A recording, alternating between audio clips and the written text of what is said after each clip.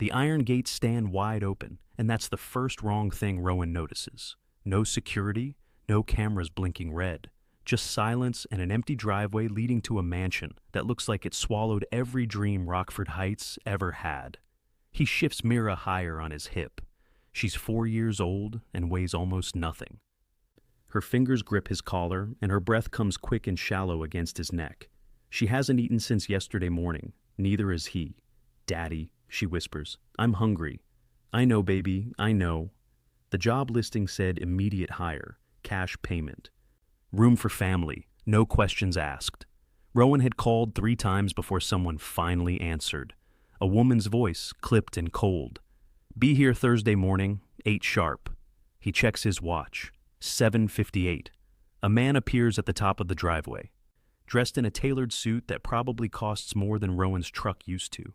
The man's eyes sweep over Rowan's worn jeans, his dirt-stained jacket, the child clinging to him like a lifeline. "You're the new hire?" The man's voice drips with something that isn't quite contempt, but lives right next door to it. "Rowan Hale, I'm here for the groundskeeper position." The man doesn't offer his hand. "Spencer Duvall, property manager. You're aware this is the Kincaid estate?" "Yes, sir." "And you're aware people don't last here?" Rowan meets his gaze. "I'm not people. I'm a father who needs work." Spencer's mouth twists into something that might be a smile if smiles could cut. "We'll see about that." Behind Spencer, the mansion looms. 3 stories of stone and glass, windows like empty eyes watching everything. Ivy crawls up the east wall, thick and dark. The fountain in the circular driveway hasn't run in months. Dead leaves choke the basin. A woman emerges from the front entrance, and Rowan forgets how to breathe. She's maybe 30, dressed in white linen that moves like water. Her hair falls in dark waves past her shoulders, but it's her eyes that stop him. They're searching, hungry for something she can't name. She looks at Mira first, not at Rowan, at the child. "Comment where you're watching from, and let me know if you've ever had to take a job you were terrified of just to survive." Something flickers across the woman's face, something that looks almost like pain. "You brought a child," she says. Her voice is softer than Rowan expected. "Yes, ma'am. Miss Helena Kincaid, I assume. The listing said family was welcome. If that's changed, I understand, but I'll need to—" "No." Helena cuts him off. She moves closer, and Rowan catches the scent of jasmine and something sharper underneath. "No, it's fine. She can stay." Spencer steps forward. "Miss Kincaid, perhaps we should discuss this inside. The board has very specific guidelines about—" "I make the decisions here, Spencer." Helena doesn't look at him. Her eyes are still on Mira. "When can you start?" Rowan blinks. "Now? I mean, today. Right now, if you need me to." "Good." Helena reaches into her pocket and pulls out a set of keys. The groundskeeper's cottage is behind the main house. It has 2 bedrooms. The kitchen is stocked. "You'll start tomorrow at dawn." She hands him the keys, and when their fingers brush, Rowan feels something electric and terrifying pass between them. Helena pulls back first. "Thank you," Rowan says. "Thank you. I won't let you down." Helena's expression hardens. Everyone says that. She turns and walks back toward the mansion. Spencer lingers, his jaw tight. "If you're smart, you'll take your daughter and leave before nightfall. This place destroys people, especially people like you." "What's that supposed to mean?" Spencer leans in close. "It means hope is a dangerous thing to carry through those gates." He walks away, leaving Rowan standing there with Mira in his arms and keys that feel heavier than they should. Mira lifts her head from his shoulder. Her eyes are wide and wet. "Daddy," she whispers, staring at the mansion. That house feels sad. Rowan carries their garbage bags of belongings through the back garden, past hedges that need trimming and flower beds choked with weeds. The cottage appears through the overgrowth like something out of a forgotten story. Small, stone, covered in moss. Inside, it smells like dust and disuse, but the furniture is solid. The beds have sheets. The kitchen sink runs clean water. Mira explores the tiny living room while Rowan unpacks their few possessions. 3 changes of clothes, a worn stuffed rabbit, the photo of him and Mira from 2 years ago, back when he still smiled easily. "Daddy, can I have toast?" "Yeah, baby. Let me see what we've got." The pantry is stocked like Helena said. Bread, Eggs, butter, canned soup. Rowan's throat tightens. When was the last time they had choices? He makes toast with butter and scrambled eggs. Mira devours it so fast she hiccups. Rowan eats slowly, forcing himself to chew, to savor. His stomach cramps from weeks of too little food. Through the window, he watches staff moving across the grounds, a gardener trimming roses near the east wing, two women in housekeeping uniforms talking in low voices by the service entrance. They keep glancing toward the main house like it might bite. Rowan steps outside for air and nearly collides with one of the housekeepers, a woman in her 50s with tired eyes. "Sorry," Rowan says. "I'm Rowan, new groundskeeper." The woman stares at him like he just announced he's contagious. "I know who you are." "I didn't catch your name." She glances over her shoulder. "Charlene, listen, you seem like a decent man, so I'll tell you straight. Don't ask questions, don't go into the West Wing, and don't trust anyone here." "Why not?" "Because the last guy who worked your job quit in 3 days. The one before that lasted a week, and the one before that," she stops. "Just keep your head down and your daughter close." Before Rowan can respond, Charlene hurries away. Near the West Wing entrance, he notices something strange. The door is slightly ajar, and light glows from beneath it. Not electric light, something warmer. Flickering, candlelight. He takes a step closer. "I wouldn't." Rowan spins. Spencer stands 10 feet away, arms crossed. "Miss Kincaid doesn't allow anyone in the West Wing," Spencer says. "That's a hard rule. Break it and you're gone." "What's in there?" "Nothing that concerns you." Spencer's smile is all teeth and no warmth. He walks away, and Rowan is left staring at the door. The light still flickers underneath, and somewhere deep in the house, someone is crying. That night, Rowan lies awake in the cottage. The bed is softer than anything he's slept on in months, but his mind won't stop replaying Spencer's warning. Around midnight, a light flickers on in the West Wing, and through the window, Rowan sees a shadow moving inside. Morning comes, with birdsong. Rowan leaves Mira sleeping and steps outside. The work is endless. Hedges, weeds. The fountain, the greenhouse. He starts with the fountain, clearing dead leaves by hand. "You're up early." Rowan turns. Helena stands on the terrace above, coffee cup in hand. She's wearing jeans and a simple gray sweater. Without the formal dress, she looks younger, more human. "Habit," Rowan says. "Used to run my own shop. Early start was the only way to keep up." "What kind of shop?" "Mechanic. Nothing fancy." Helena descends the terrace steps. "What happened?" Rowan could lie, but something in Helena's face tells him she's heard enough lies for one lifetime. "Life happened. Wife left, bills piled up, lost everything." "And your daughter?" "Mira's all I've got left. She's the reason I'm here." Helena studies him for a long moment. "Spencer thinks I made a mistake hiring you." "Did you?" "I don't know yet." She turns to leave, but Mira's voice cuts through the morning quiet. "Daddy?" Rowan looks up. Mira stands in the cottage doorway, rabbit in hand, eyes wide with fear. "I'm right here, baby." Helena watches as Rowan crosses to his daughter, as he kneels and pulls her into his arms. Mira buries her face in his neck. "I thought you left," she whispers. "Never. I will never leave you." When Rowan looks back, Helena is gone, but he swears he sees her watching from a second-floor window, her expression unreadable. The day passes in work. Rowan trims hedges while Mira draws pictures on the cottage steps. Spencer appears twice to criticize Rowan's technique. As the sun sets, Rowan bathes Mira and tucks her into bed. She fights sleep, afraid to close her eyes. "Tell me the good story," she says. "Which one?"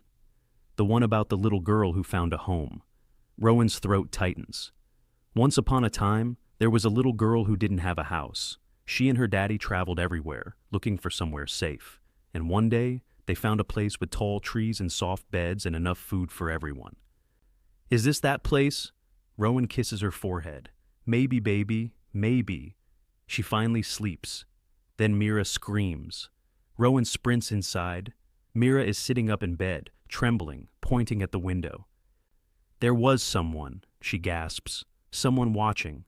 Rowan checks the window. The latch is secure. The yard is empty. "He was sad," Mira whispers.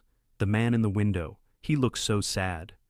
When Rowan looks out one more time, he sees it, a single candle burning in the west wing and a shadow standing behind the glass. The next morning, Rowan wakes to find Mira's bed empty. Panic hits him like cold water. He throws open the cottage door and scans the yard. No sign of her. He runs toward the main house, heart hammering, shouting her name. He finds her in the west wing hallway, standing perfectly still, staring up at a portrait on the wall. The painting shows a young man, maybe 25, with Helena's dark hair and sharp features. The nameplate reads, Marcus Kincaid, 1995 to 2019. Mira, what are you doing here? Mira doesn't look at him. I heard him calling. Nobody was calling. You can't wander off like that. He's sad, Daddy, just like the house. Footsteps echo down the corridor. Helena appears, dressed for the day but moving fast. Her eyes go wide when she sees Mira in front of the portrait. How did she get in here? I'm sorry, Rowan says. I woke up and she was gone. The West Wing is off limits. I thought Spencer made that clear. Mira speaks. Why is he sad? Helena freezes. Then she looks at the portrait, and the mask cracks just enough for Rowan to see the grief underneath. Because he's not here anymore, Helena says quietly. Where did he go? That's enough questions. Helena's voice firms up. She looks at Rowan. Keep her out of this wing. Helena walks away. Rowan lifts Mira into his arms and carries her back to the cottage. Around noon, Charlene approaches. Mr. Hale, I need to tell you something. That portrait your daughter was looking at, that was Miss Helena's brother, Marcus. He fell from the third-floor balcony 3 years ago. She lowers her voice. But some of us who worked here back then don't buy it. Marcus wasn't clumsy. You think someone killed him? I think this house has secrets, and you should be careful. That evening, Helena calls Rowan to her office. She sits behind an antique desk, papers spread before her. I need to explain something, Helena begins. This estate has been in my family for 3 generations. My brother was supposed to inherit it. When he died, it all fell to me. I keep the West Wing locked because it's the last place I saw Marcus alive. Rowan nods slowly. I understand. I'll make sure Mira stays away. Helena extends her hand. Start over? Rowan shakes it. Start over. That night, around midnight, Rowan watches the main house from the cottage window. A light flickers on in the West Wing. And through the glass, he sees Spencer entering the locked corridor with a folder under his arm. Rowan decides to say nothing. Not yet. But he watches Spencer carefully now. 3 days pass. The estate begins to feel less like a minefield. Helena appears more often. She asks about his progress, comments on improvements. Sometimes she brings Mira small gifts, a coloring book, a stuffed bear, cookies. Mira lights up every time Helena visits, and something in Helena softens. On Thursday, Helena invites them to lunch on the terrace. The table is set with china. The food is simple but perfect. Mira chatters while Helena listens with genuine interest. Your daughter is remarkable, Helena says quietly. She's been through a lot. So have you. Helena meets his eyes, and for a moment, the space between them feels electric. Can I ask you something personal? Helena says. Sure. Your ex-wife. Do you hate her? Rowan considers. No, I hate what she did, but hating her would mean I'm still letting her control my life. Helena nods slowly. My ex-fiancé destroyed me, and I'm still carrying the pieces. What happened? He left me for my best friend, 2 people I trusted completely. The tabloids had a field day. That doesn't make you unworthy. How would you know?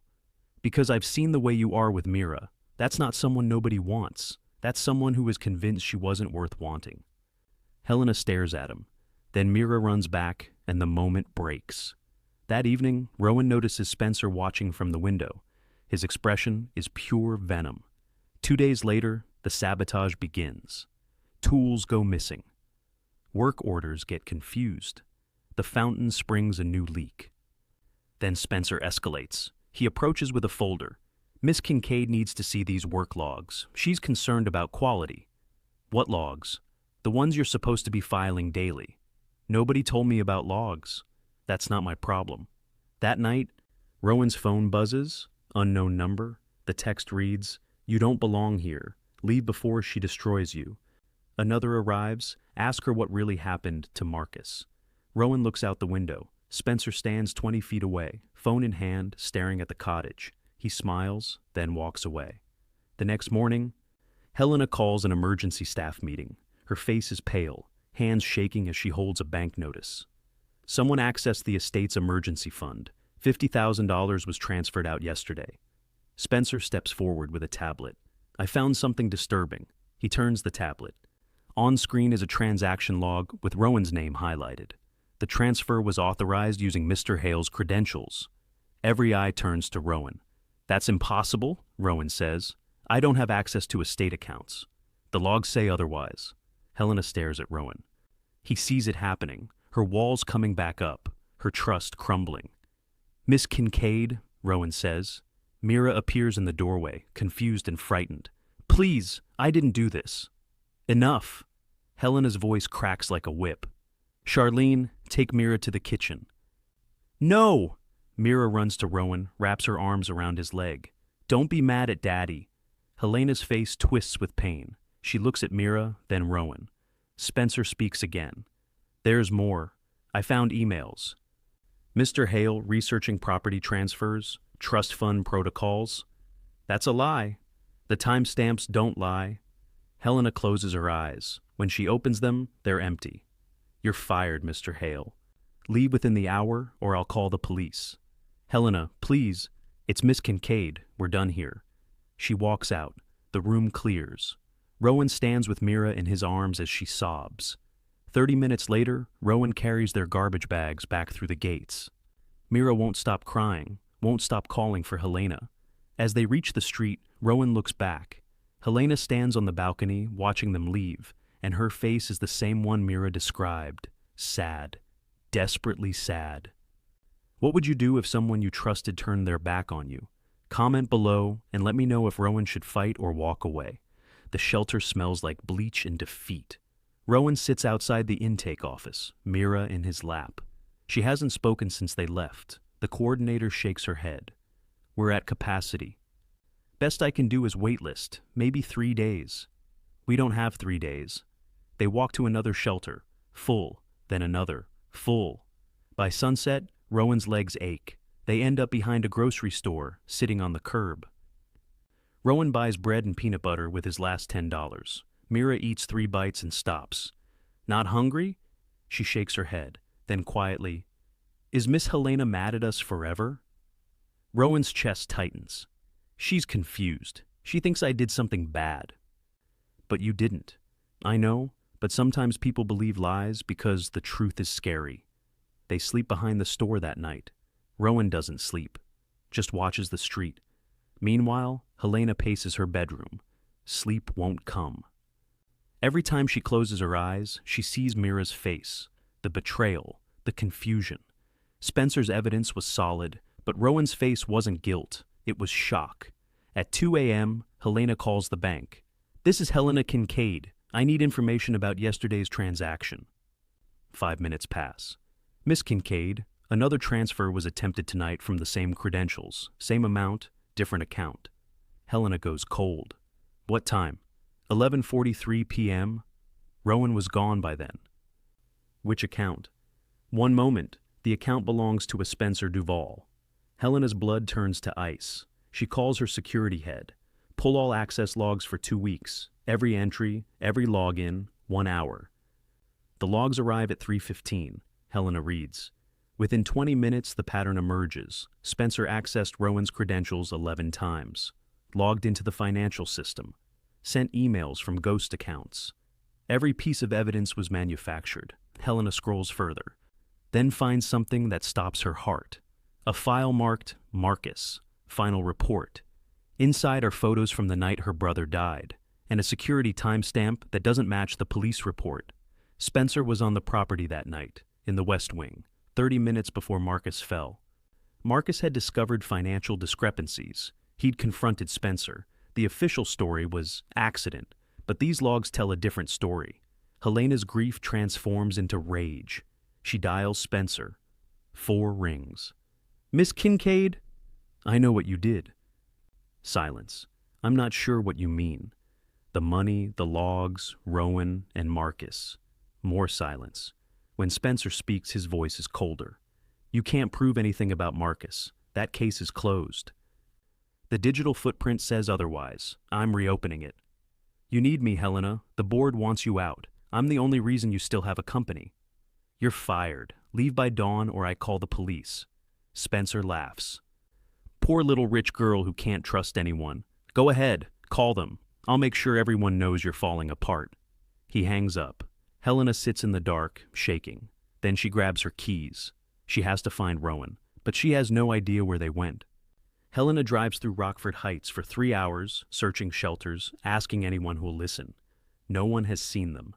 Dawn breaks gray. Helena's eyes burn. She's about to give up when she spots them behind the grocery store. Rowan sits on the curb, Mira asleep in his arms. Helena parks and approaches. Rowan sees her. His expression hardens. Come to make sure we're gone? No, I came to say I'm sorry. Rowan stares. Sorry doesn't give my daughter her safety back? I know, but I need you to hear this. Spencer framed you. He forged everything. The bank caught him last night. Rowan's jaw works. My daughter cried herself to sleep thinking she did something wrong. I don't hate you. I was terrified. Everyone I've trusted has destroyed me, and I couldn't. Helena's voice breaks. I couldn't risk believing again. So, I chose the lie. What truth? That I was falling for you, both of you, and that scared me more than anything Spencer could do. The words hang in the cold air. Rowan looks at Mira, then Helena. You broke her heart. I know. So why should I believe you? Helena pulls out keys, different ones. My father owned a house in the North District. Small, quiet, empty for 2 years. I want you to have it, not charity. Responsibility. I failed you. This is me trying to fix it. Rowan doesn't take them. I don't want your guilt. It's not guilt, it's accountability. You deserve stability, no strings, just a roof and a chance. Why?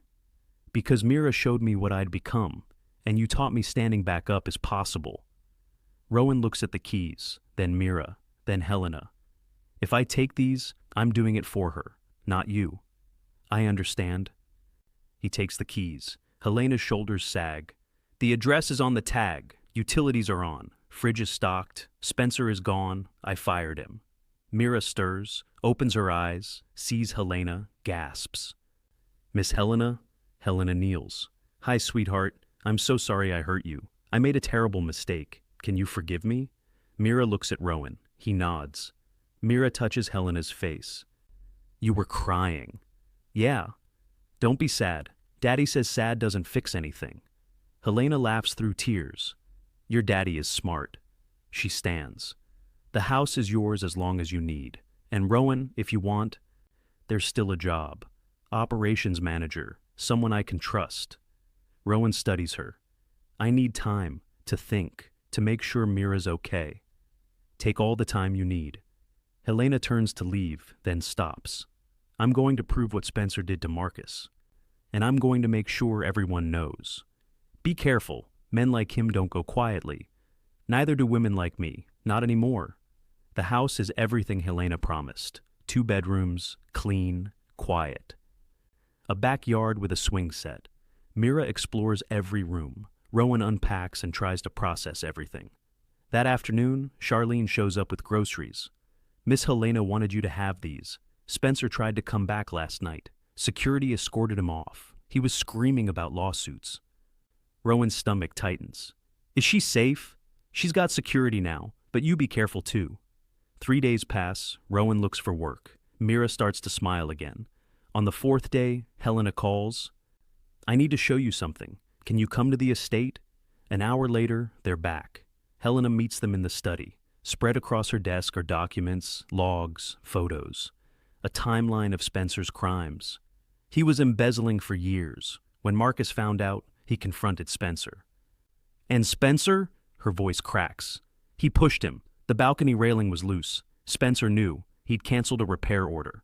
Rowan studies the evidence. This is enough. I'm going to the police tomorrow. I wanted you to know first. Mira tugs Helena's sleeve. Can I see the sad man's picture? Helena looks at Rowan. He nods. They walk to the west wing, stand in front of Marcus's portrait. His name was Marcus, Helena says. My big brother. He took care of me, and when I needed him most, he was taken away. Mira stares at the painting. He's not sad anymore. Helena kneels. How do you know? Because you're going to tell the truth, and the truth makes people free. Helena pulls Mira into a hug and cries. Rowan watches and feels something shift, not hope, something bigger. Healing. Later, as they leave, Helena walks them to the car. Thank you for coming, for not hating me. I don't hate you. I'm trying to understand you. That's more than I deserve. Maybe, but Mira's right. The truth makes people free. You're free now, Helena. From Spencer, from the lies. Helena meets his eyes. So are you. Would you forgive someone who hurt you if they tried to make it right? Share your thoughts. Police arrest Spencer on Tuesday. Fraud, embezzlement, and after investigation, manslaughter in Marcus Kincaid's death. Helena watches from her window as they lead him away. She feels no triumph. Only exhaustion. That afternoon, she calls Rowan. It's done. Spencer's in custody. How are you? Better than I thought. Worse than I hoped. Can I see you? Both of you? An hour later, they arrive. Helena has coffee and hot chocolate waiting. They sit on the terrace. The board wants me to sell. They think the scandal makes the estate a liability.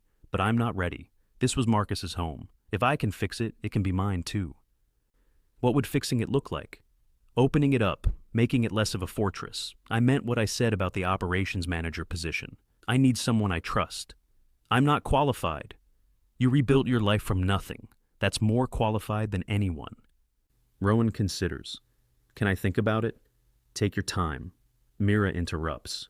Can we see Marcus again? They walk to the west wing. Helena stands before her brother's portrait and finally tells the story. The fight. The fall. The guilt. I thought if I kept everyone away, I could stop it from happening again. But I just made myself a prisoner. Rowan touches her shoulder. You're not a prisoner anymore. Helena turns to him. Something unspoken passes between them. Not love yet, but trust. Possibility. Mira takes both their hands. Can we see the garden? They walk outside. Mira runs ahead, chasing butterflies. Helena and Rowan follow. I'm sorry I didn't believe you, Helena says. I'm sorry I didn't fight harder. We were both protecting ourselves. That's human. They watch Mira play. I'll take the job, Rowan says. If it's still open. Helena looks surprised. Really? Mira deserves stability. And this place deserves a second chance. We all do. Helena smiles. When can you start? Tomorrow? As sunset comes, Mira runs back, holding a dandelion. Make a wish, Miss Helena. Helena takes it, closes her eyes, and blows. The seeds scatter on the wind. 6 months later, the estate is transformed. Gardens bloom, the fountain runs, the greenhouse grows vegetables Rowan and Mira harvest every Saturday.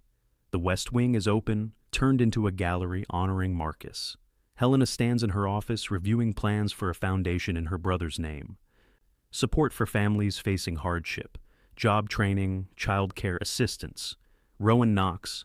Got a minute? Always. He's wearing the suit she bought him for board meetings.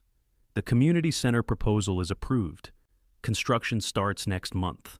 Helena laughs. Of course. They've fallen into a rhythm.